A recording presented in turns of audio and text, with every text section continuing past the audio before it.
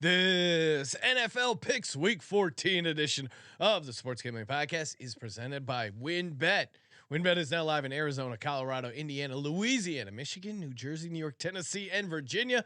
From boosted same-game parlays to live in-game odds, WynnBet has what you need to win. Sign up today, bet $100 and get a $100 free bet at sportsgamblingpodcast.com/WynnBet. That's sportsgamblingpodcast.com/WYNNBET. Hey, what's up, you degenerate gamblers? This is Bill Burr, and you're listening to SGPN. Let it ride, baby.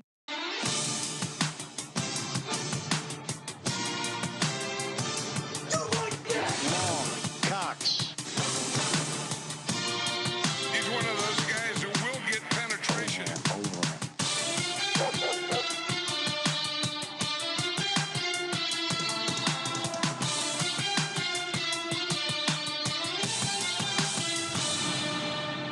Woo! Welcome everyone to the Sports Gambling Podcast. I'm Sean, second the money green with my partner in picks, Ryan, Real Money Kramer. What's happening, Kramer? Dong. Oh, Sean, it's week 14. Oh no. Rivalry week on the Sports Gambling Podcast. Fly, Eagles, fly on the road to victory. What is this fucking chorus? You know, go sing some fucking tunes. I wish, man. I wish. Hold a coffee canister. I don't know. Beg Ryan, for money. You'd have to tell me. I never was in chorus. I was an athlete in high school, played on a football team. You know, I was an H-back tight end. Let's go. All right, we're here talking Week 14 NFL picks. You guys don't know, we pick every NFL game against the spread since 2011. Wow. Every once in a while, I have to remind myself. Wow, we've been doing this since 2011. Most downloaded sports gambling podcast of all time. Wow. Oh my God! Just a reminder, we gotta tout ourselves every once in a while. Right? It's like the small business in your hometown. The second they got past that, into 10 years, they put up decade of service. Yes, exactly. Serving the community for over a decade. Serving. Hashtag Legends only. 8 million. Hashtag Legends only. Served. All right, enough messing around.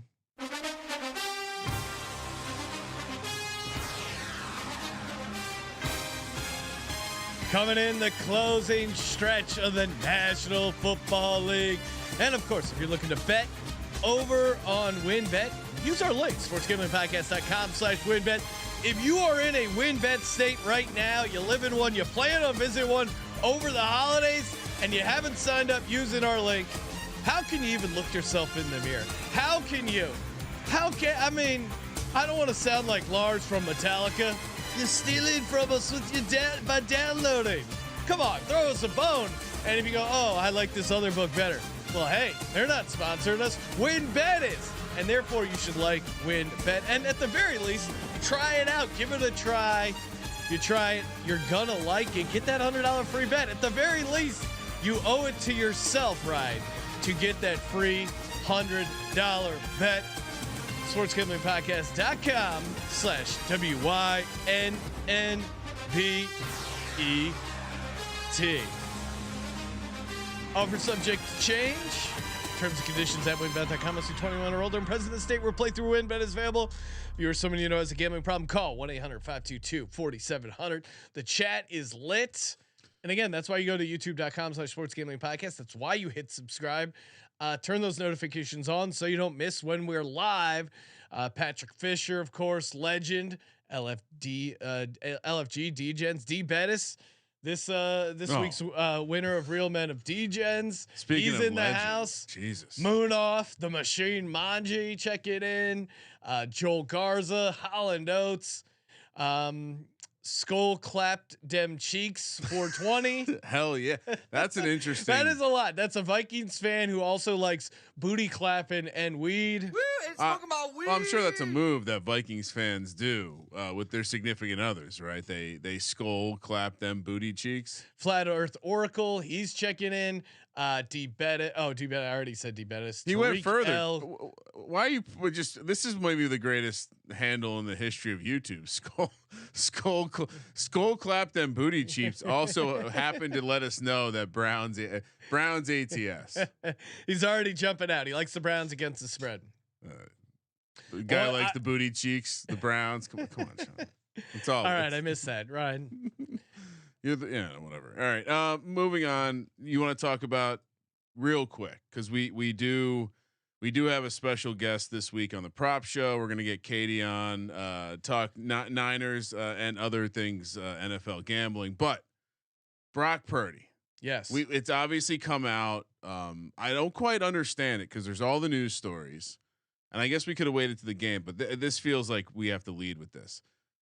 I saw all the references of his coaches and teammates talking about how big his balls were for various reasons. He called the timeout without permission. He just slinging the rock around. No mention of his cock, but yet we hear now he has the nickname Big Cock Brock. Here's my concern. Nick Foles, we all know what happened. He won a Super Bowl. He has a huge schlong, and he got the nickname Big Dick Nick. Yep. It wasn't something that immediately came out in the press. It was like it leaked out because the guy. It was like a legit. He's got a huge dick. Well, and I'll even go further because I have some research on his dick. Right? Yes. So this was the first. Do we want to wait to do the dick research with Katie, or should we do it before? The first time Nick Foles was on the Eagles. The first with Chip Kelly and the 27-2, they had asked Jason Kelsey jokingly who had the biggest dick on the team, and he goes, "Oh, everyone knows it's Nick Foles."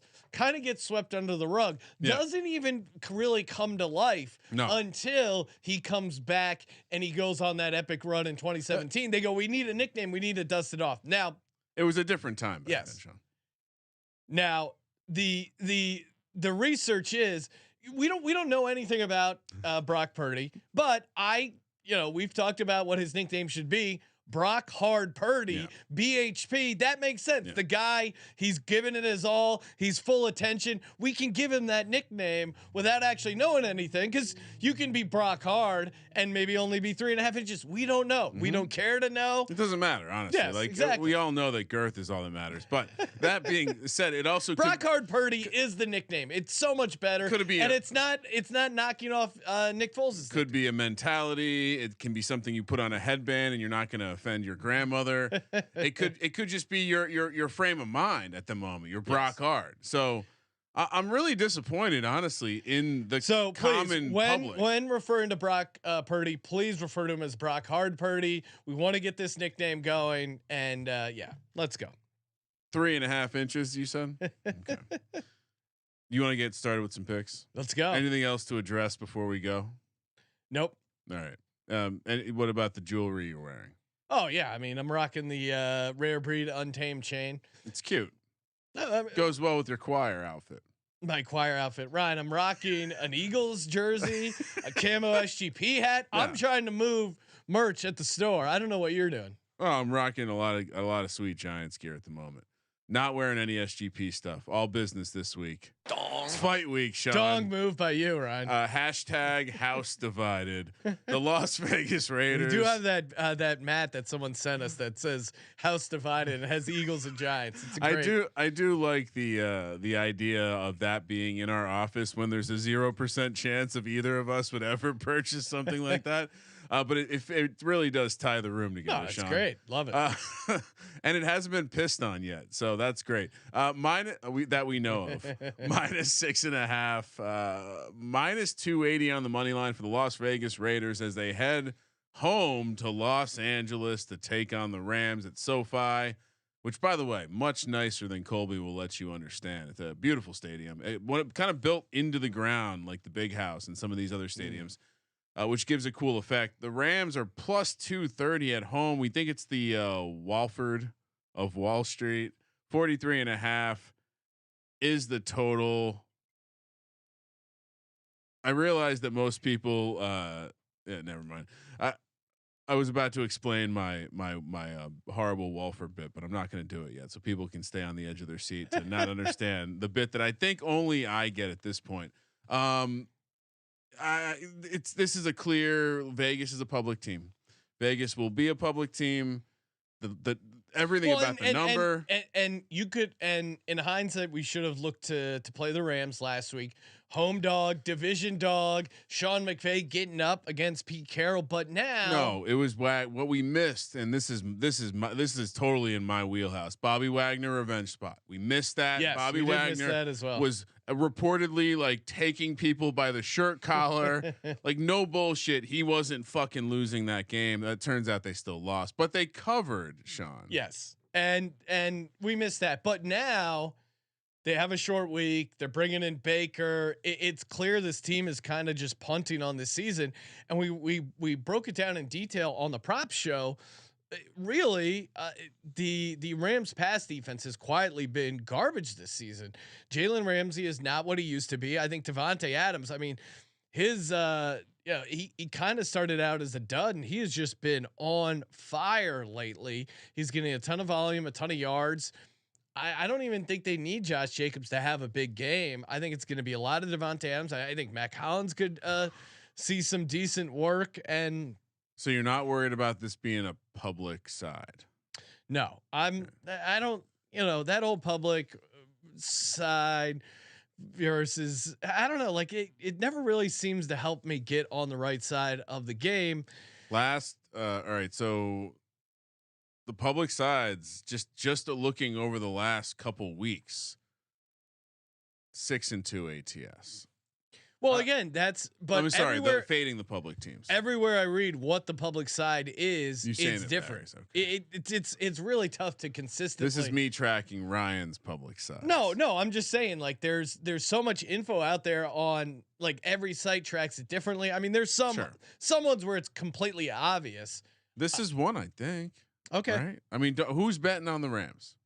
Not a lot of people, but I'm all on the Raiders. Max Crosby versus this Rams offensive line. I think it's going to be, Crosby's and their pass rush was really bad in the beginning of the season. It's picked up lately. The Rams' run defense is supposed to be good, but we thought Chandler Jones might be good. That was the problem. Like he's been kind of a dud, but they figured out a pass rush as of late. I think Rams got up for it last game because it was a division game. I don't think they have any motivation here. This Raiders team is, I didn't see it coming, but they're gelling. They're on a playoff run. I like the Raiders a lot here. Derek Carr randomly is 14-8-2 in prime time as well. Now, you'll hear people tell you that, Sean. And I could have done the simple thing and just stopped right there, but dig a little deeper. He's actually only 2-4-1 as a favorite in that spot. Derek Carr, prime time. I've just seen the Derek Carr decent in prime time kicking around. I also would say this: Las Vegas. The reason they're public is they've covered 3 straight. So not only do you have a team that no one wants to bet on, you have a team that everyone wants to bet on. You have an easy narrative to say, well, it's a fake road game. They're at home in Los Angeles. They're going to have. They will have way more fans. And I mean, John Wolford is going to be operating on a silent count. I like fading that. Is this a matter of getting it before it goes to 7, or is it hovering at 6.5 because they're begging? I don't know what to tell you, Ryan, but the fact that you're going to be on the Rams makes me love the Raiders. I'm having the conversation. Well, I've been very bad on Thursday night. I know. That's why I want you to take the Rams. I'm having the conversation because it seems very clear that this is a spot to take the Raiders. Here's the last thing I'll say. We talk about this in college, the Dream Crusher. Yeah. Sean McVay has locked up his first season under 500. He gives 0 fucks. Like you said, Wagner poured it all out. I'm with you. I'll take a public side. Ah, damn it. Be careful though. Thursday night's been tough for me. Moving along to Sunday, early window for Jared Goff and the Detroit Lions as they are laying 2.5 here, -135 on the money line as the Vikings come to town. +115 on the money line for Kirk Cousins. 52 is the total. 10-2, and they are catching 2.5 points against this Detroit Lions team. I mean, we could list off all the things that they are the worst team ever at, but they're pretty good at winning games, winning close games, winning coin flips. And like, as much as I understand why the money shifted this line from Minnesota being a short favorite to Detroit. No, Vikings were -3, and now it's Lions -2.5. That was is it really crazy. 3 anywhere? Yeah. Right. Okay. That I was under the impression it opened somewhere in like the -1.5 2. Either way, tons of money poured in. All Detroit money poured in. Detroit has been good. Vikings just they haven't been good all year. You pointed out on the recap show. They were outgained by 200 yards against the Jets. I think I saw a nugget that Mike White had 17 red zone throws and no touchdowns. That's fucking insane. This is a great nugget. In the Super Bowl era, 8 teams with a plus 800 plus basically winning at 80% win percentage have been an underdog versus a sub 500 team in week 14 or later. So again, you're winning 80% of your games. You're some reason an underdog against a sub 500 team. I bet a lot of those, there was a quarterback issue as well. Those eight teams, Ryan, it's happened 8 times in the Super Bowl era. 0-8 straight up, 0-8 ATS. Wow. Okay. Seems like a nice little nugget there. You want a little trivia question here? Sure. When was the last time the Lions were favored over the Vikings? Oh, wow. I bet it's been a while. I'm going to say 2016. Sam Bradford was the quarterback. Yes. 2016, right? 2016. I never forget a Sam Bradford. That kind of blew my mind. Like, and even further than that, I think that this is the first time the Lions are favored in a divisional game since 2020. So there is some kind of, I don't want to say historical significance, but there is some significance here to now the line moving over to -2.5 for the Lions. It changes the scenario a little bit. And at the end of the day, I understand why we like Jared Goff as a dog. They're covering these spreads. They're 9-3 against the spread or 8-4, depending on where you look.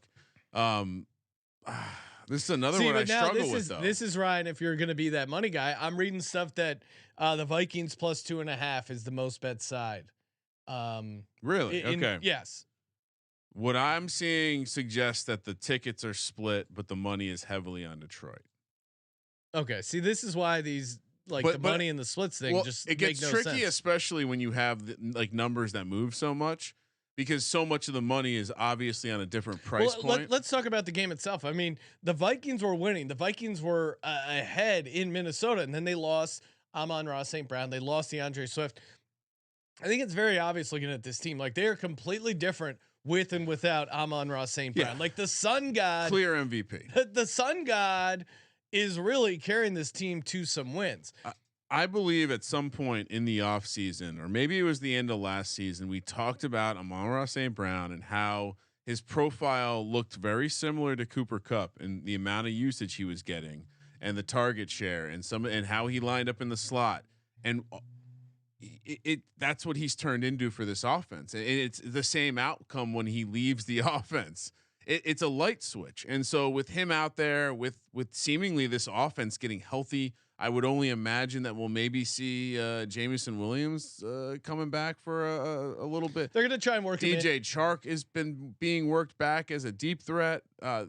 They're working in the tight ends that are, it doesn't seem like they're missing Hawkinson. No one's mentioned this, but they traded away TJ Hawkinson revenge game.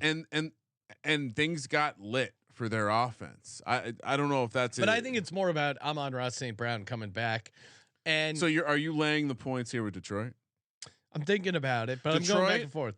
All right, I'll give you one. Jared Goff, 1 p.m. kicks in his career, 23-13 ATS. So it's like the Kirk Cousins thing. Yeah, I mean, daytime, Kirk Cousins start. is also pretty good. I was laughing while you were saying that because Skull clapped them cheeks 420. Colby is my dad 420 is coming at him by saying, "Listen, buddy, there's only room enough in here for one guy with 420 in his username." Net yards per play, Minnesota 30th. And again, that's why they're a dog. A lot of these Vegas power rankings where they're pulling the spread, net yards per play is a huge metric for them. So that's why people want to go, why are they not favored? Blah, blah, blah. Minnesota 30th at -0.84. Detroit 24th at 0.55. in games like this, I go, which one am I going to feel dumber being backing this Cousins team that is just a bucket, or taking Jared Goff as a favorite at home? I'm going Minnesota plus 2.5. Really? Okay. So I certainly feel like it's easy for me to get my way into a tease here, because getting Minnesota up, but at the same time, we have not seen a meltdown game from this. I know they've been lucky. I thought, it's going to happen outdoors. I don't think it's going to happen indoors. I thought Jets was going to be their letdown game, but I'm thinking Minnesota plus 2.5. They shouldn't be a dog. Lowest, I'll rattle through this quickly so we can not have a 3-hour podcast. Lowest DVOA ever for 10-2 team. They would actually be the second lowest if you included 9-3 teams, Sean. I don't know. I'm kind of with the nerds on this one. Give me Detroit. I'm late to the party, but it's not 3. If this was 3, I would be totally with your point. This is a field goal game. I can get behind that. But so you're saying lay the 2.5? No, I understand. I'm breaking some rules here. Rules are meant to be broken, Ryan. I am going to take a situation that just seems to be one team on the rise, one team just waiting to have that down game. Here's that down game. Jets. Bills coming off Thursday night. A little extra rest, half by there. -9.5, -450 on the money line. Jets plus 350. 44 is the total. Mike White, I guess a little concerning, the struggles in the red zone. You can't do that against the Buffalo Bills. If you turn in that kind of efficiency against the Bills, it's going to be a problem. I mean, it didn't work against the Vikings. Ken Dorsey is still not Brian Dable. It's a real thing, and it's a real thing. It's a real thing at this point. They're clearly. Well, Ryan, it's not only, and Josh Allen continues to force the ball a little bit, have some throws, and maybe Josh Allen. Maybe some of this will go away with the extra long rest. But let's take a look at Josh Allen overall in his career versus the Jets. 5-3 versus the Jets all time, but 7 touchdowns, 7 interceptions. Josh Allen, the Jets have intercepted him more than any other team in the National Football League, and tough to imagine it's going to change come, and this Jets team, the way they play, I think that style of football travels. Also, I think the guys are still rallying around Mike White. Like they were down 20-3. I think that's one thing that gets overlooked in that game. They were down 20-3. They had multiple shots in the red zone. But this Vikings team just has some like giant horseshoe up there, like a Viking horn up their ass or whatever sort of lucky charm they did. It's fitting that Andrew Luck just came out and got interviewed, because it feels a little bit like the Andrew Luck horseshoe is right up Kirk Cousins' ass this year. It is. So they lost to that Vikings team, who again figures out how to beat everyone in close games. But I don't see why this Bills team should be laying double digits. I get it's a revenge game for the Bills, and the Bills, they were missing some guys on defense last time. But the Jets, I mean, Mike White is a massive upgrade over Zach Wilson. Jets are 5th. They're 5th in the league in scoring defense. Like I think they can keep Buffalo under 30. If you can keep Buffalo under 30 and you're getting 9.5 points, Von Miller is out for the season. I think they're going to be, and we'll see. I mean, James Cook, they do struggle a little bit with pass catching running backs. So I think James Cook could have a good game there. And the Buffalo fan base, they are hungry for a game because they had to move the game to Detroit. Then they actually had their game in Detroit. Then they had that other game in New England. So It's been a while since they've played in front of the Bills fans. The Bills fans are going to be up for this game, but the Jets keep this close, man. I think 9.5 is crazy. Yeah, I wouldn't underrate the fact that this is also a little bit of, even though it's a divisional game, it's a sandwich spot coming off the New England game. Obviously a big game for Josh Allen and the Bills to win, and they have Miami on deck. I just don't think the Jets are the number one team in their crosshairs. Like you said, I get it. They just lost the game, but I'm kind of with you. I said it last week. I was wrong. They ended up looking quite good against New England, but I think Josh Allen doing Josh Allen things isn't just going to evaporate as the weather gets cold in Buffalo. Baltimore So you're taking the Jets, Ryan? Taking the Jets. Okay. Baltimore heads to Pittsburgh, where the Steelers are laying 2.5, minus 150 on the money line, plus 130 for the Ravens. 37 is the total. All of this certainly indicates that it's going to be Huntley, not Lamar, even though I don't think that's been confirmed yet by anyone. Oh, I'll confirm it. Injury specialist Sean Green has Breaking confirmed news. it. Tyler Huntley, who, if anything, we should expect an upgrade from Mark Andrews this week based on the performance last year when Huntley came in. It's an AFC North battle. These are often tightly fought. Baltimore's got a decent defense. I think Pickett might have some issues this week. And then on the flip side, I don't know. Do they have a decent defense? Like I feel like their defense is kind of fallen off. You look at what I think they're going to be able Trevor to rush Lawrence did against this Ravens team. It's fair. I do think they're going to get a little bit of a pass rush Yeah. against this Pittsburgh team, and we'll see what Kenny Pickett can do. He's been pretty good. He was against the bad defense last week. In Atlanta, And this is a true test for Kenny Pickett because he was playing kind of some softer opponents in domes. It's a lot easier. Now you're playing a division game, AFC North division dogs. 0-3 points have been good. 49, 32 and 5 historically, but the home team has won 27 of the last 42 meetings. This feels like it could come down to, maybe a Ravens field goal. And Huntley, he looked all right. I mean, they run the same offense that they run with Lamar, so I think that's good for them. But this Ravens team, man, they're like the anti-Vikings. They just figure out ways to lose close games, except last week against the Broncos, which you're at home against the Broncos.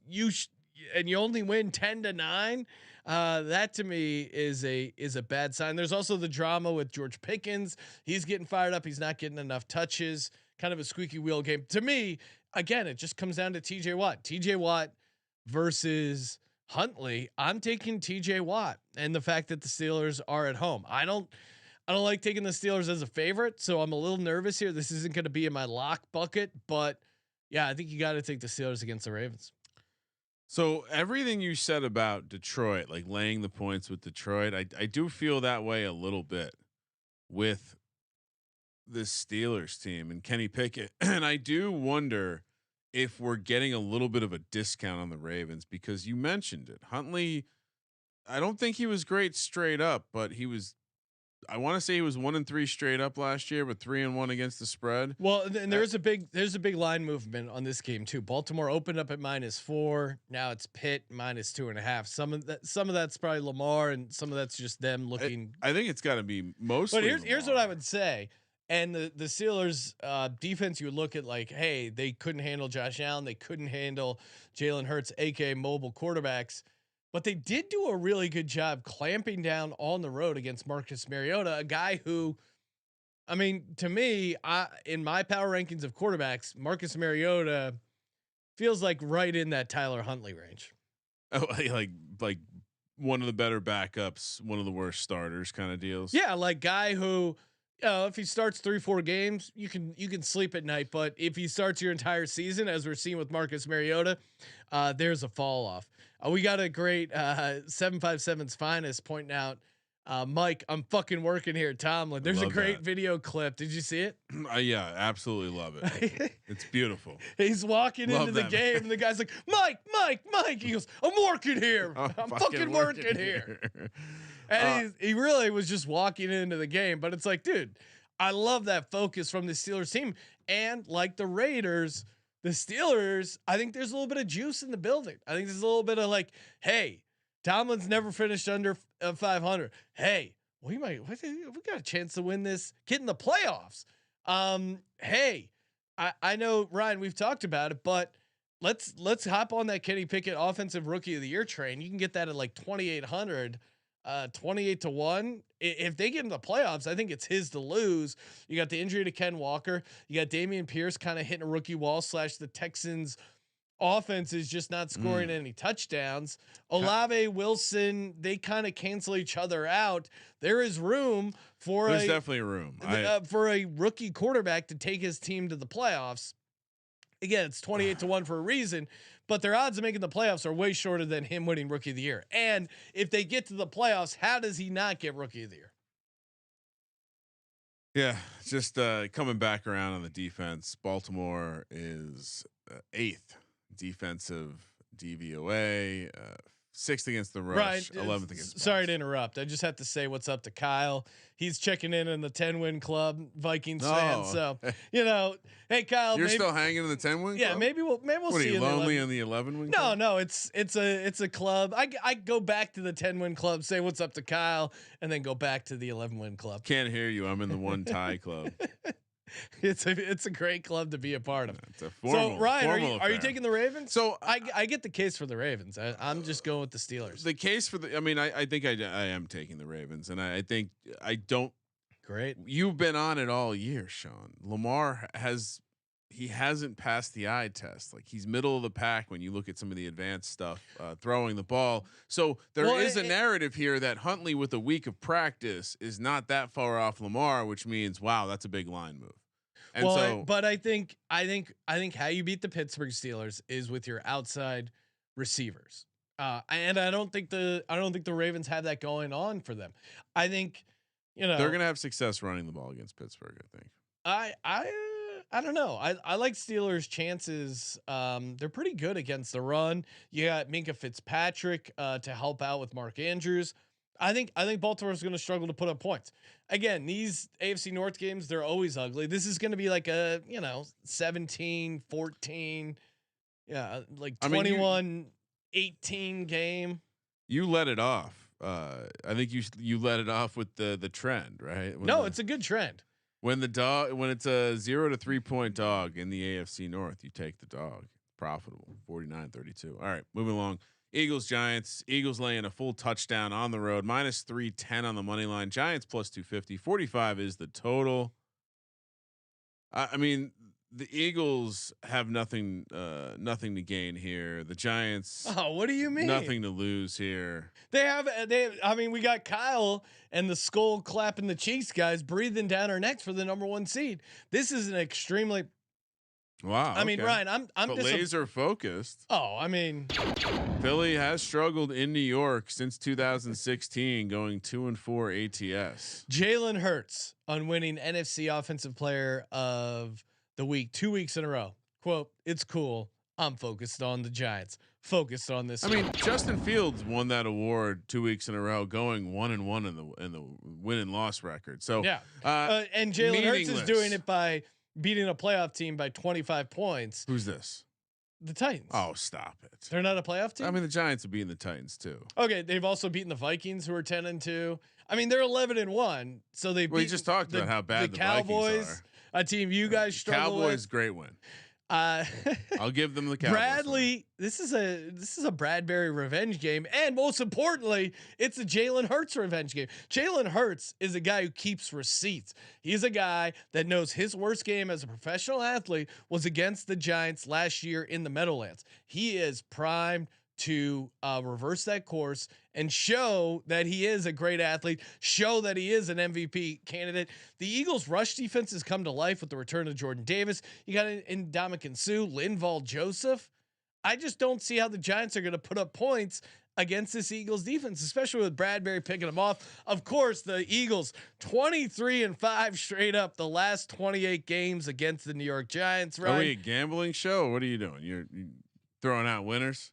Yeah, what are you, Terry Bradshaw on Sunday? And they lost to the Giants in the Meadowlands. Yeah. They have a horrible Giants team. They have a bad taste in their mouth, and that's why they're going to be extremely. What is this? Looking ahead to the Bears game, they're laser focused on this game.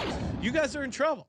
Interesting scheduling nugget in the NFL right now. The Eagles are starting one this week, and the Chiefs and Miami Dolphins are in the middle of one. 3-game road trips. It's almost. Did the Eagles request one? Is there any chance the Eagles may have? Like, it seems like Kansas City, Miami, Philly. Like, is there any chance that some of these forward-thinking teams are trying to request items like this? Like, give me all these road games together at the end of the season. No. Or is the NFL? Did the NFL scheduler just get to week 14 and say, "Fuck"? I don't think you can request 3 road games, and I don't think anyone would. Ryan, the Giants. Well, I mean, like, for example, Miami requested having a road trip where they stayed out west for 2 weeks in a row. Okay. I'm just saying, like, it's not like the franchises that are getting these road game clusters all appear to be ones that make good decisions. So I'm just it. Why not? You bunch it together. Maybe it's better than spreading it out. I don't know. Miles Sanders versus a soft New York Giants rush defense. Boston Scott, aka Giant Slayer himself. That's the 6 angle. games against the Giants. He has 8 touchdowns and hurts against the blitz. That's the only way Giants can get a pass rush. They're not going to get a pass rush with 4 guys. Oh, see, you got to watch the tape from last week. First game, they had their full pass rush. They got after the quarterback last week. So I rate our offensive line better than the Commanders. Oh, sure, but that's the angle. The pass rush is healthy for the first time. They might not need to blitz as much like they didn't need to last week. And at the end of the day, like you said, Jalen Hurts had his worst game as a pro against a team that was much worse than this. Kitchen sink from the offense. A lot of the media is coming after Kafka right now and Dable on the play calling. So I do. What's in that sink? Hopefully lots of gimmicky plays that can trick the Eagles defense, because obviously if they play this game straight up, the Giants are going to have a hard time keeping pace. It is an NFC East game. The Giants did just play a randomly close game with the Dallas Cowboys where they backdoor covered a game that most analytics will tell you should have been somewhere in like the 5-point range. The angle here is simply this: Jalen Hurts has another one of those bad games. This is a low scoring game. I gave this out on the if you want to have some fanboy shit and hear Sean pick straight up winners, you can go listen to Die Hard Eagles. But I gave it out 17-19. It's been the score before. It will be the score again. This time the Giants win outright, and you're devastated. You have nothing to say. You're going to be angry. It's going to hurt. It's going to be annoying. I mean, there's anything's possible in the National Football League, Ryan, but I think this is, it's a 31-17 game. Eagles put it on them. You think you're going to get your ass kicked? You think the Eagles are going to score 31 points? I think they're going to. Yeah. I think they're going to put up over 30. I'll say under. All right. Under. Cleveland, Cincinnati. I mean, the Eagles aren't scoring 31 points this week. That's a crazy take. Clip that. That's a crazy take. Why is that crazy? What's their team total at? I don't know. 27.5. Yeah. So saying they're going to score 31 points is not crazy. No, 20, probably 25.5. Yeah. They're not scoring 31 points. You can clip it. Browns head to Cincinnati. Feels like a while since we've seen Brown to the Elf.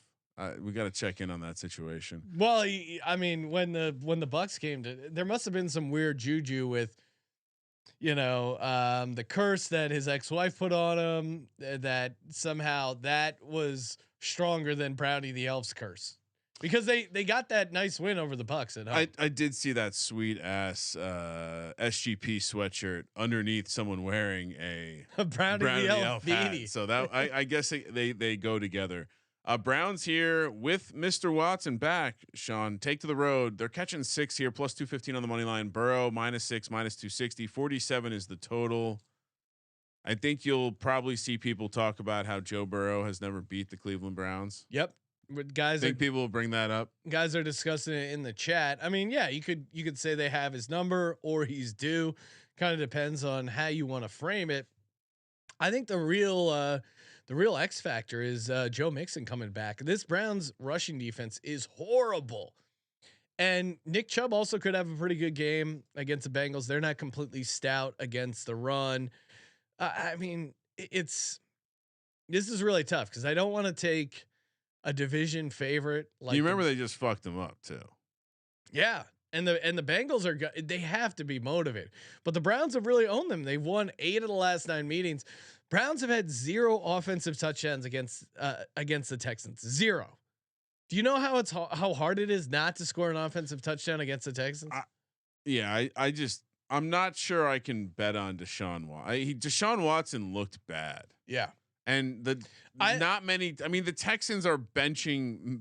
They're going back to Davis Mills. That's how bad Kyle Allen was last week.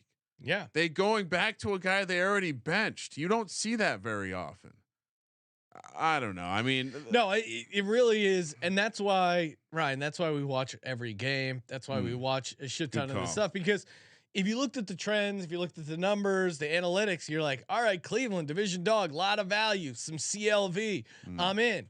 But if you watch Deshaun Watson throw a football last week, in good conscience, I cannot recommend to the audience betting on the Browns. And maybe he pulls it out, and maybe there really is something to them owning this division. But I think the claim was he wasn't pulling. Again, there's a glimmer in some teams' eyes. I saw it in Derek Carr. It was when he was wiping some mascara out of his eyes. I certainly saw it in Joe Burrow. I mean, you want to get excited. You want to get ready to run through a brick wall for someone. Listen to Joe Burrow's press conference where he's like, "Yeah, it's December. We're ready to go. This is when the team gets better. This is when we really start gelling." And again, I was on them beating the Chiefs.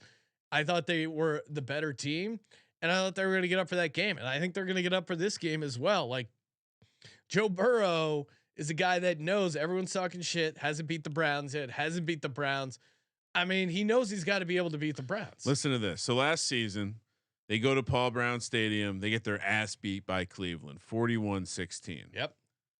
All right. Last game of the season. Oh, I'm sorry. That was at home. Last game of the season, they go to Cleveland. Joe Burrow doesn't play. But previous weeks, they had just beaten Kansas City 34-31. Before that, 41-21 over Baltimore. What do you think they were about to do to that Cleveland team? They were about to bend them over. So I think maybe this is the culmination of that. I'm with you. I think you lay the points. This gets to a touchdown, right?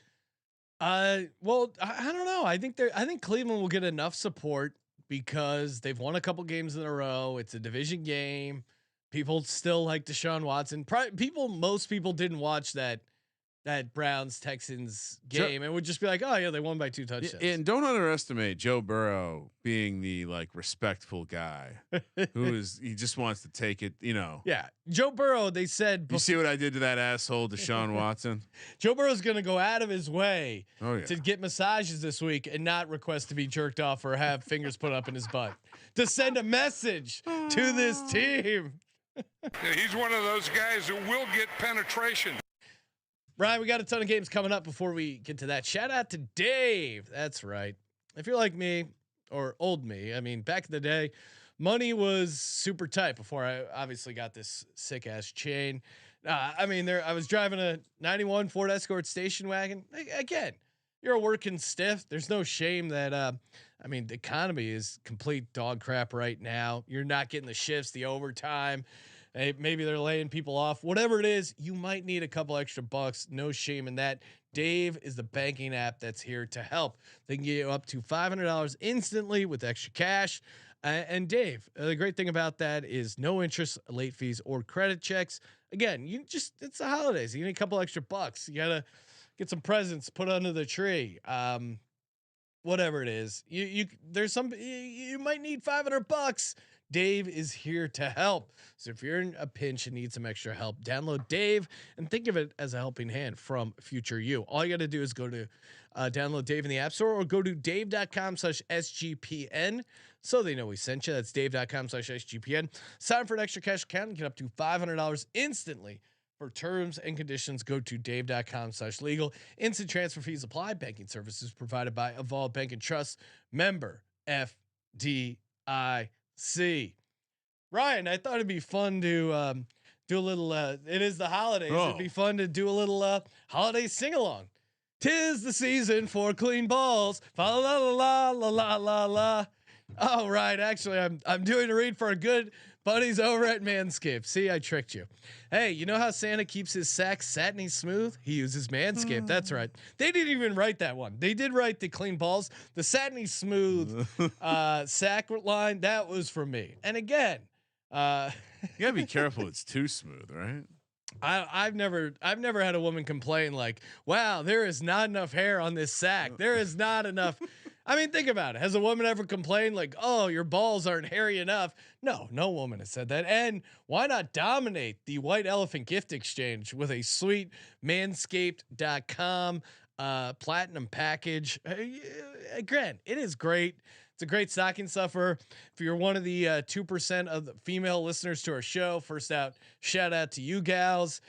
Perfect gift for your man.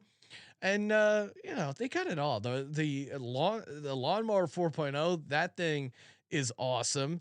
They got the preserver cologne, the shears 2.0. Again, it is Manscaped. It's the gift that keeps on giving by helping you destroy your pubes. Just go to manscaped.com, use promo code SGP, 20% off and free shipping at manscaped.com, promo code SGP. Manscaped, for a perfect gift that will be the holidays' biggest hit. Yeah, those ladies should also chime in on the Brock Purdy versus Big Cock Brock conversation. Yes. Jacksonville heads to Tennessee. Tennessee just fired their GM, Sean. That's gotta feel great if you're AJ Brown. They don't give you the deal that you want. They trade you to a different team that you play. You ball out, have an amazing game, and then they fire the guy that traded you. The video. As a man who's dreamed of revenge on my enemies, this is isn't that the greatest thing of all time? The video of Vrabel reacting to the AJ Brown trade. Yeah, he's all like circulating. I mean, why wouldn't he be? We discussed this on the Titans preview that there's a little bit of like the stink of tank here. Like maybe they're trying to do a rebuild. It didn't seem like Vrabel would be down with that. Maybe Vrabel, this was some sort of coup. He basically said, "Fuck you. We're still winning games. Get the fuck out of here." Honestly, all right. So they trade AJ Brown that night. Mike Vrabel drags this weasel of a GM up to management and says, if week 14 we're winning this division, even with this guy trading away my best player, fire him. I'm in control. Well, according to him, he was informed of the decision but was not involved. Do they hire another GM or is it going to be Vrabel? Oh, that's an interesting question. Maybe there is a power play here. I mean, I know they have an interim guy, there's also, AKA Puppet. There's also some weird stuff going on with like the OC getting a DUI on a road trip. I feel like there's more stuff that needs to come out about the GM because he was a pretty well respected guy in the league. And sounds like he's not going to really need to wait around for another job offer. So the fact that they fired him mid-season while they're in the division lead, I think there might be something else is going on. Yeah. Well, we've seen stuff happen because owners are embarrassed, right? Like, yeah. We saw it with Mara recently. Like sometimes rich guys just say, "Fuck it, that's enough." And I think Ryan, and this isn't even a conspiracy theory. I think at this point, I think the Eagles fan base got the Titans general manager fired because if you saw, there was video of a bunch of Eagles fans that were situated right next to the Titans box, and they were up there yelling at him, giving him the finger, going EAGLES. Imagine you had to do that for 4 hours and them screaming at you. You got rid of AJ Brown, you dumb motherfucker. That might cause you to fire a guy. If I'm a rich owner, I think they don't like to get embarrassed. To your point, Ryan. I also think that there's 0% chance this locker room is fully stable, and I think we've only seen the best of this team when Treylon Burks has been healthy. Their passing game, and again, that's probably a big reason, or certainly helped with the Eagles. He ain't healthy right now. No, Treylon Burks, I don't think is going to play. I mean, he was stiff for a long time. He's going to miss a couple of games, especially now that they care about concussions. What's an underrated injury is Christian Fulton. He's out. Their other cornerback is out. Like both their cornerbacks are pretty banged up, and Tannehill re-aggravated his ankle during that game. So you have and that was really like the only play that kind of sparked them. Derrick Henry is having trouble. I don't like taking the Jags, but Ryan, we haven't even gotten to it. The Jags are a close your eyes special. I'm a little concerning that it doesn't, the close your eyes special is supposed to be gross. And I guess what makes this gross. Oh, it's still pretty gross because it's the Jags on the road. Trevor Lawrence is banged up. That's why it's gross. That's what makes it But gross. He came back into the game. I know he's soft. I know he's Goldilocks. He needs his bed just right. I would rather, CJ Beathard is the backup for the Titans. Who's the backup for the Jags? I don't know that off the top of my head, Ryan. Yeah, I almost out loud said, isn't it Trevor Siemian? No, Trevor Siemian's in the Bears. Oh no, sorry. Beathard is the backup for the Jags. The Jags. If you give me Beathard and 7 points, I like him better than Trevor and 4 points. But also I mean, Jalen Hurts was balling out, no doubt. But that Titans pass defense, especially without Christian Fulton, was really, really suspect. So I think the Jags are going to be able to light them up. I think it's it's a division game, so I don't think it's going to be a blowout. But I definitely like them in the points. And don't underrate. And the other side is Derrick Henry should be able to run all over them. But I think the fact that they become so one dimensional without Treylon Burks. My boy Chiga Wuzie, whatever his name is, the tight end, Chiga Kongwo. Aquan had a little bit of whiskey. I don't know if I can even try and pronounce it. I think it's Aquano. Just sipping that beautiful whiskey you guys gave me for Christmas. Chigoziem Okonkwo. And I apologize for messing up his name because the dude is a beast. And he's a fun guy to take on overs for receiving props because all he needs is like one play and he just has an amazing yards after the catch. Been getting more and more involved. Funny enough, Sean, just spent my last couple dollars in the FFPC main event on him, taking him to the championship. He could be scoring me points on my way to $500,000. So stay tuned. We'll sweat that out. So together. You're on the Jags. Obviously, right? I have played every Close Your Eyes special this year. Yep. Unlike you, it is 4-2 and fun now. I think I have an updated number for this, Sean. But the Close Your Eyes special official 191, 144, and 57%. Wow. Since whenever this data store, I think maybe like 2002. All right. Houston, Dallas. No one needs this game. Thank God this isn't a random game at 1:00. 17-point spread in the National Football League. Sean, 16 minus 1600 plus 900 for one game. Nine. I mean, that's insane. 9-1 on the for the Texans. 45 is the total. A couple nuggets here. Davis Mills will be back after being benched because Kyle Allen sucks. And I saw a little nugget about Pep Hamilton potentially being Mr. Harbaugh's OC when he leaves Michigan to come coach in the NFL again. Other than that, there's not much to say here other than you take 17, right?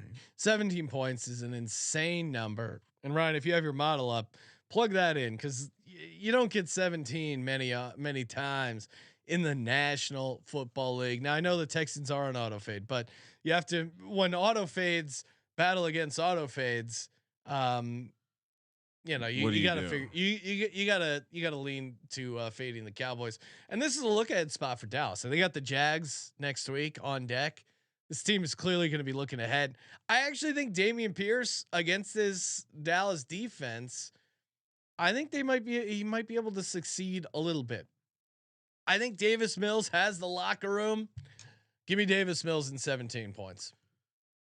All right, this has happened. So non-conference. I built this as a non-conference. And shout out to the listeners. Tarek El Gale, Dallas 0-4 ATS in the last 4 after scoring 30+ points. The Cowboys are an ultimate front runner team. They're like the Lakers, right?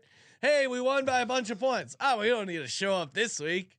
I would also our boy Alex Caruso do all the rebounding. I'd also point out they were up 2 points in the fourth quarter against the Colts last week before some wild shit happened. Now, Kyle Allen was capable of that wild shit happening for Deshaun Watson last week. Davis Mills hopefully can do a better job. That's the other part. I think there's a clear quarterback. Now we know there's a clear quarterback upgrade. Sean, 17.5 points has been the spread. Oh, wow. 17 points has been the spread over the last 3 seasons 4 times. 2-2 ATS. To the dog, and at least one win, as Holland Oates is pointing out in the YouTube chat. Rams Jets, that had to be right up there at 17 points. Yes, December 20th to 2020, the Jets won outright 23-20 as a 17.5 point dog. It's funny. There's a couple. I mean that's insane. There's a couple 17.5 point dogs. Miami beat New England as a 17.5 point dog December 29th, 2019. So very. I mean it's 9-1. And then I joke around always with the that's when we're giving out the props. So that's a set. That's 9-1 is 17 points on a Sunday. Are we playing the money line later? I am. I'm not going to make it my official dog, but Round I'm robin. going to have the Texans money line. Tie it to everything. All right, let's move along to the afternoon games. 105 kick here on the West Coast. Kansas City heads to Denver. Chiefs laying 9 -1 or 450 on the money line. Denver Russ plus 350. 44 is the total. All right. So Denver, they even defeated the teaser last week. This Chiefs team is just really good, and they're playing really well right now. Are they? They just lost to the Bengals. That's just Joe Burrow has his number. I think they needed it. They needed that for the playoffs, so they can have the Mahomes revenge. 9-0 against the Broncos, 12 touchdowns, 4 interceptions. The Chiefs have won the last 13 meetings. You know, to beat Kansas City, you have to be able to score. I don't. Can the Broncos? Are the Broncos going to get a touchdown run? I don't think so. And Mahomes has never lost a road divisional game. Yeah, that's the other nugget. He's 9-5 ATS, but he's never lost a road divisional game. Andy Reid in his second consecutive road game with the Chiefs, he's 9-4 ATS. Patrick Mahomes off a loss, 9-6 ATS. I think Kelsey, nice bounce back spot for him. Again, the concern possibly it's the middle game of a 3-game road stretch, but guess who's on deck, Sean? The Texans. Well, and the Chiefs need this. I mean, they can't take their foot off the gas. They're coming off a loss. No, you're right. You're right. They're focused. If they had beat the Bengals, you could talk me into them smelling themselves a little bit, but I get it's that elevation. But I mean, Russ. This is now public side number 3 that I'll be on with Kansas City, right? Or is this enough to where you can just take the defense and lay and pray?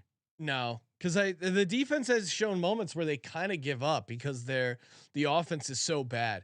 I mean, when you lose a game 10-9, it's like, dude, we went on the road and held it down to 10 points. Like at some point, the defense completely the defense completely cracks. It's just not fair to put this pressure on the defense. 4 for 56. Previous game, 4 for 57. Travis Kelce, chirp, chirp, chirp. Maybe they don't lose that game to the Bengals if Travis Kelce gets involved a little bit more. I think he also eats this game for the prop player. And by the way, Sean, shout out to our fellow podcasters. Shout out to the folks who took the Travis. We should be celebrating a Travis Kelce over after this game as well. Season player prop, and it's only week 14, so hopefully I didn't just jinx it.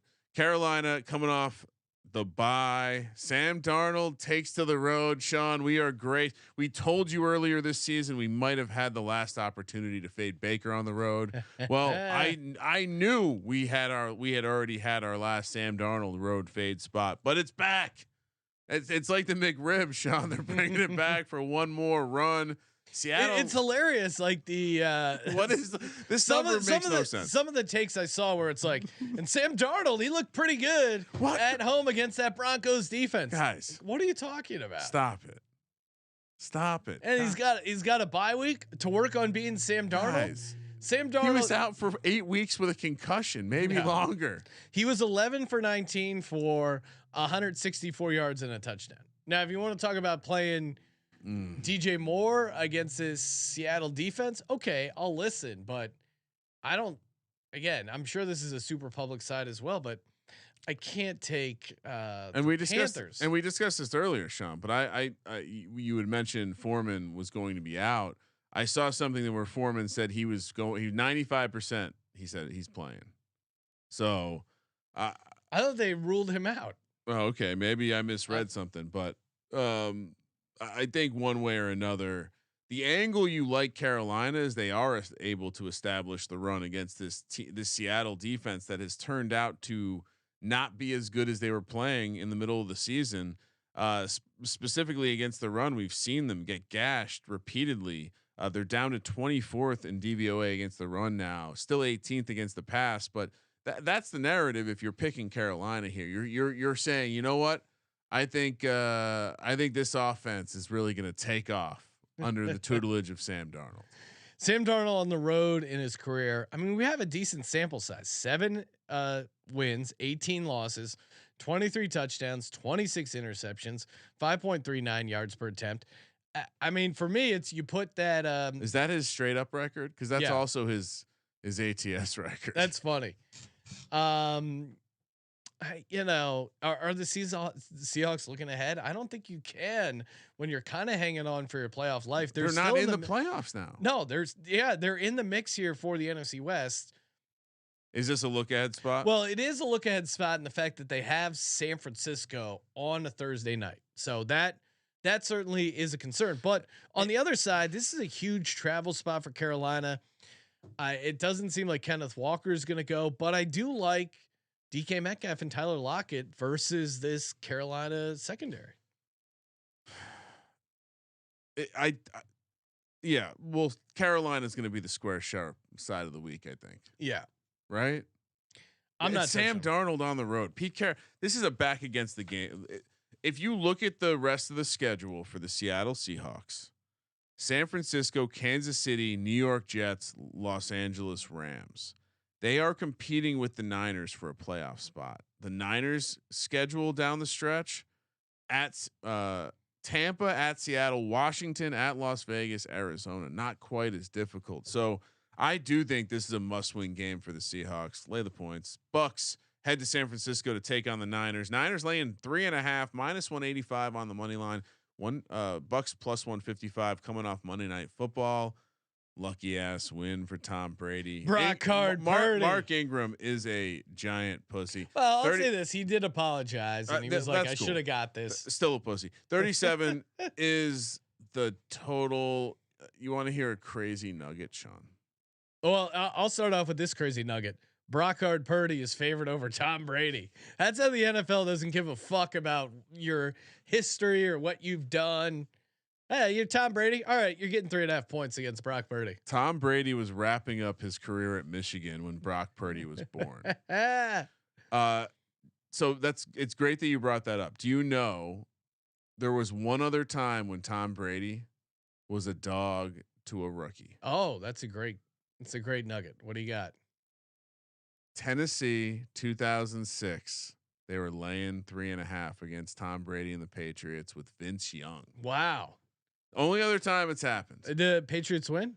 Patriots. I don't have the outcome of that game. I have the nugget. I don't have the outcome. Another kind of outlier situation here. This is also a Tom Brady. Patriots won 40-23. Oh, there you go. So we can assume they covered there. Oh no, they were 3.5 point dogs. The difference is Tom Brady's offensive line sucks. Yeah, and Tom Brady kind of sucks too. I mean, I watched that comeback, but he's just not in sync with these receivers. He's overthrowing Scotty Miller, costing me a Scotty Miller anytime touchdown. If they lose, they go under their win total. Do you know the last time Tom Brady went under his win total? Oh, that's a good nugget. I'm going to give you an opportunity here. Okay. I'll say, well, he must have, it's probably like 2018, 2009. Really? They've been 10-0-2 to the numbers since. So Tom Brady's cliff is here, guys. That's it. This is the end. You lay the 3.5. Nick Bosa is going to eat. I'm worried we could see a career Bucs offensive line is just without Wirfs. They're just a different team. And you know, Cam Jordan was having a really good game. It really just came down to the Saints offense completely shit in the bed. And I don't think that's going to happen with the 49ers at home. And the Bucs are on a short week all the way going out to the West Coast. I didn't mention that with the Panthers, but that's a big travel. Tom Brady going home. I get he'll be motivated, but it's less about his motivation. He's just not in sync with these receivers. Godwin, Julio Jones, they just cannot get on the same page to save their life. And really, Tom Brady just doesn't want to get hit. He's getting rid of the ball super quick. Nick Bosa might kill him. Well, I don't think he's going to get a chance because Tom Brady's going to throw it away. And I don't think this offense is predicated on these quick passes. They don't have it figured out. And Flat Earth Oracle saying Brady doesn't suck. He's fighting against one of the worst coaching staffs in all football. You're right. Like they're also clearly, I still think he kind of sucks, but I do think they are dealing with Todd Bowles, and that offense and that coaching in general has just been bad. And you used to be able to rely on the Bucs rush defense carrying the Bucs defense. It's not there anymore. The rush defense is super soft. They don't have the same linebackers, or they're not playing as well. Like Christian McCaffrey's going to have a good game. Deebo Samuel's going to have a good game. Kittle, I think, could have a good game. Like I think they're going to be able to move the ball on the Bucs defense. Saints are a pretty bad team, and they needed a prayer. I know it's a rivalry game, and we probably should be saying, you throw that out. It doesn't matter. But yeah, I just don't see a responsible way to find myself onto the Bucs here. Money splits, Sean. What would you think? We're gonna lay 3.5 with Brock Purdy, a rookie. I think it's a Mr. public side. Irrelevant. Public side. Tom Brady is. No, Brock Purdy is. It looks pretty evenly split. All right, let's go. Numbers fair. All right. Well, real quick, Sean, you'll like this. This is kind of an anti-Shanahan nugget. Okay. Do you know that Shanahan last week with the victory over Mike McDaniel, for the first time in his career, over 500 is over 500 in the regular season. Legend, coaching taking genius. 93 games, and shout out to the Football Outsiders podcast for this nugget. It's second longest it took of any coach to get to that point of being over 500. Well, tied with Gary Kubiak. The longest, Tom Landry, took him 137 games to have a record over 500 in the regular season. That's insane. You know who's number 10 on that list? Jerry Glanville. Shout out to Jerry. Shout out to friend of the program. Still racing cars with the best of them. All right. Sunday Night Football, Dolphins, Chargers. Dolphins laying 3 -165 on the money line. 52 is the total. Chargers +140. The Dolphins had some. They stayed at a sleepaway camp. Tua had the top bunk. Coach had the bottom bunk. You got Mike McDaniel working up, whipping up some frappuccinos for the team. They did s'mores. Tyreek Hill played. They played tag. Tyreek Hill won. The Dolphins are gonna fuck the Chargers up. It is. It's another public. This is just a horrible matchup for the Chargers. I mean, the Chargers defense is just so bad. I can't remember anything like it. And again, I'm sitting there with Decker watching these games. And the Dolphins are coming off a loss. Like if they would have beat the 49ers, you could talk me into smelling myself. Like they told themselves we need to get one win on the West Coast, and now they got to get this Chargers win. The Chargers cornerbacks cannot slow down. Tyreek Hill and Waddle. Waddle looks like he's getting back to healthy. Tua got a little banged up. I mean, Tua thrives against bottom 10 defenses, and that's what you have with the Los Angeles Chargers. Chargers are 17-25 against the spread in Los Angeles. I just don't, and maybe it ends up being a shootout and Herbert balls out, but man, like I just don't see it. His yards per attempt are way down. They're not aggressive on offense. Staley has just been horrible as far as like coaching decisions and what to call when. And you get this Dolphins team coming off a loss. They just played the Raiders. And this could be Cap Catcher in the YouTube chat pointing it out. Raheem Mostert, I also really like in DFS. I think I'm co-signing his point.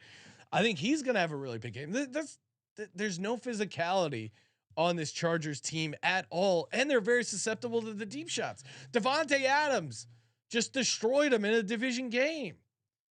So the simple handicap is as such. The Chargers just played the Raiders. Really struggled to move the ball against the piss poor defense. Now they play the San Francisco 49ers.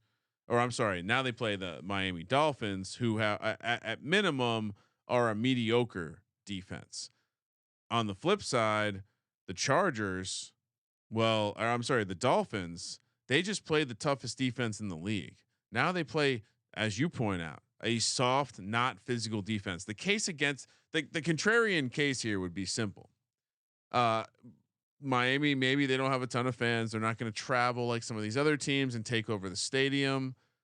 And you're dealing with a situation where they're not without their starting tackles. They signed Eric Fisher off the street. That's always a bit terrifying. But I don't think. I think going forward, I'm just not going to look to fade those culture building moment situations, long flights to Europe, road trips where we stay an extra week somewhere and we do stuff like have sleepovers. Dolphins by 1,000,000. I feel bad, but the Chargers, we're seeing it again. It's happening once again, the same way that putting it in my football reminders, Sean. And do not think the Chargers will be different this year. Flat Earth making a good point, as he often does. Only thing I worry about with Miami is that Tua got exposed last week and his confidence could be shattered. I think you could talk me into that angle and that narrative normally, but to your point, Ryan, I think the week of bonding, the week of like, hey, 49ers, good defense. They kind of got us. And I mean, he's just going to be licking his chops against this defense. Yeah. And Tyreek Hill still got wide open for a deep bomb. Everything Mike McDaniel does, like if Bosa was playing for the Chargers still, or some of these other guys that they lost earlier in the season, and they had a legit pass rush, you could talk me into it. But the Dolphins are just going to fuck them up. Everything this team needs to do is based on the run. Herbert's going to make like 3 awesome throws. Decker will be really excited. Yeah, and they're going to lose by 21 points. Everything this team does is because of the run game. They just played San Francisco number 2 against the run. They're now playing the Chargers number 30 against the run. That's the simplest and most straightforward handicap you can have. Yeah, the running team, the running stuff as well is Tua did throw a bunch of ducks, and hopefully that doesn't show back up, and hopefully Khalil Mack doesn't dominate the tackles and ruin the entire game for us. No, that's but possible. I mean, Tua's also hurt worth noting. Yeah, but he sounds like he's island pretty strong. Legit. Mike Williams might play again. It's taken him so long to get back to playing, and he's had so many setbacks. It's hard to really imagine he's going to have a huge impact in his first game back. Sean, I saw a great tweet. They were making a comparison for Justin Herbert. Phillip Rivers puts up a lot of numbers. Always seems to not be good enough. Doesn't win playoff games. I mean, got to think about it. We really coming down the back stretch here. Pretty chalky, Sean. Last game. See, I don't care. I'm pick winners. I know you don't care. I'm pointing it out. I'm just observing. I'm making an observation. Monday Night Football. We've got the New England Patriots coming off Thursday Night Football. The Arizona Cardinals coming off a bye. So both teams well rested here. Patriots laying 1.5 -125 on the money line. Cardinals plus 105. 44.5 is the total. I mean the Cardinals suck, but where do the Patriots get off being non-conference road favorites? I don't understand. I can't handicap this team. Which team? The Patriots. I have no clue what we're gonna get week to week. No, it's very difficult. The way they could win this game is obviously Belichick is much better coach than Cliff, and they just beat the shit out of him with Ramondre Stevenson. They have the home field advantage. I'm going Cards here though. I think Hopkins Hopkins against Jalen Mills or whatever they're trying. First game back or first game with Hollywood and DeAndre on the field. and again they're coming off the second game. I'm sorry, coming off the bye, so maybe Kyler's dealing with some carpal tunnel. His gaming rig, he needs to get like a better posture set up there. But I just why would the Patriots be favored? Why? I don't get it. And we've seen it so far this season. Belichick's defense versus a scrambling quarterback. I mean, they made Justin Fields look like a Hall of Famer. Right? Yeah, I mean, we didn't see a ton of running from Josh Allen last week, so I guess worth noting. But Cliff Kingsbury did play for Bill Belichick. Yeah, does that matter? Maybe he's got an inside scoop. Trevor's a Cardinals fan. He's saying we will lose. We fucking suck. Mark my words. We always lose with the Pats. This is gonna be different, Trevor. You guys get the dub. They're due for a win. Cardinals aren't great, but this is, I mean, this is where you take them, right? Kind of like a sloppy team falling apart, but they have so many skill guys that can really get it done. And I don't know. You got Mac Jones yelling at Matt Patricia, who is there as, yeah, it's like, what is he doing as their offensive coordinator? You have no idea. The Patricia smoke seems to be real too. It seems like more than Mac Jones maybe is taking issue with how. Who saw that coming, Sean? Who saw Matt Patricia not being a good offensive coordinator? Literally everyone. It's Grandpa Bill. He's starting to lose it. I mean, it is funny when like the consensus public is just completely out on something and they're totally right. It's crazy. I think it's time to hand the play calling duties over to Joe Judge. I really do. Mac, is that what Mac Jones wants? He wants Joe calling the plays. I don't know. Yeah, obvious play on the Cardinals. Obvious play. Is it? I mean, I mean, in the public's all on the Patriots, right? Yes. I think it's a fringe public game. I think maybe by kickoff we'll be seeing 2.5, and we'll be. Well, I mean, the fact that they're road favorites suggests they think they can get some public action on it. Yeah. Also, it's the time of year when the Chatterheads are looking for some action. It's a baby fucking Well, wheel, if they're willing to lay it, why not put it out there for them? No one's betting the Cardinals. And candidly, like, just what do the NFL standings tell you about the Cardinals' chances to make the playoffs? Slim. They gotta win this game, Ryan. Would you say their backs against the wall? Yeah, totally. Patriots kind of are too, but yeah, but this is just, I don't know, man. Again, maybe the Ramondre going off and carrying the team certainly is in the realm of possibilities, but I'm gonna ride with my boy Cliff, small dog. Let's go. Ryan, it is time for the Lock, Dog, and Tease, presented by WynnBet, sportsgamblingpodcast.com/WynnBet. Bet $100, get a $100 free bet. Shout out to the chat; they've been on fire. Always great to see them and interacting with them. Toss us a like, toss us a subscription. I know a lot of people watch the shows and don't end up subscribing. Subscribe, turn the notifications on so you can be a part of the D-Gens only family. Please. Always like reading the comments on air when we are live. And let's go, baby. Kramer, come on. Let's do it. Coming off, what were we last week in the Circa Millions? 3-2, right? Maybe 2-3. No, we're 3-2. Okay. New Orleans +4, Detroit +1. Check. And then 3 losses. San Francisco -3.5 and 2 losses. Oh, all right. 3-2. Yeah. All right. You want me to start tease? I'm going to give it a tease first. Let's just get it. Okay. I like your zagging a little bit. Yeah. We're going to just, because there's some pretty simple systems going on here. Arizona goes to 7.5. Okay. Baltimore goes to 8.5. And Kansas City goes to a field goal. Okay. That's how I'm going to start. Then we're going to pivot over to the dog, where, beep, beep, boop, beep, beep, boop. Jags outright +170. Oh, that's the way I'm playing the close your eyes special. For my plays, for my locks, San Francisco laying the 3.5 against Tom Brady. I'm gonna lock up Brock. Wait, hold on. Pause for a second. That's a bad idea, right? Why? Brock Purdy against Tom Brady. Brock Purdy. No, it's just think of it as the 49ers defense. Cross it off. Okay. No. Yeah, that would be bad juju. Second lock.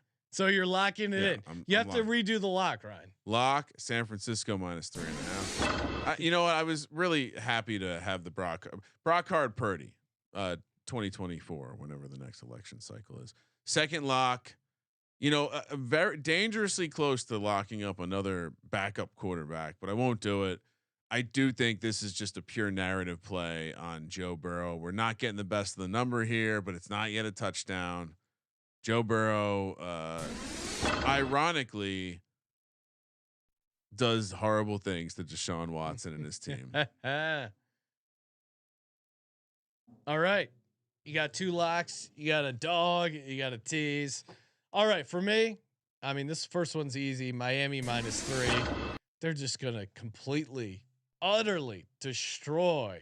It's a good play. The Dolphins -3. My other lock, got a couple that are kicking around. Give me the Jets +9.5. I don't understand why this competent Jets team is getting so many points in a division game. Also, almost locked this one up. The Bills tried really hard to beat the Jets last time. Yeah, and I know that like there will be motivation, but this wasn't a game where weird shit happened. They just got shut down. D-Bet is saying Eagles a lock. Yeah, I hear you. I just juju wise, I only pick the Eagles in a lock when their backs are against the wall. But I do think they destroy the New York Giants in a big way.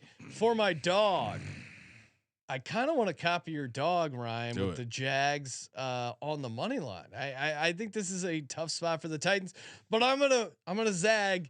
Give me the small dog. This Minnesota Vikings team just keeps winning games. Give me the Vikings on the money line. I do like that Jags play though as well. For my tease, give me Cincinnati to pick.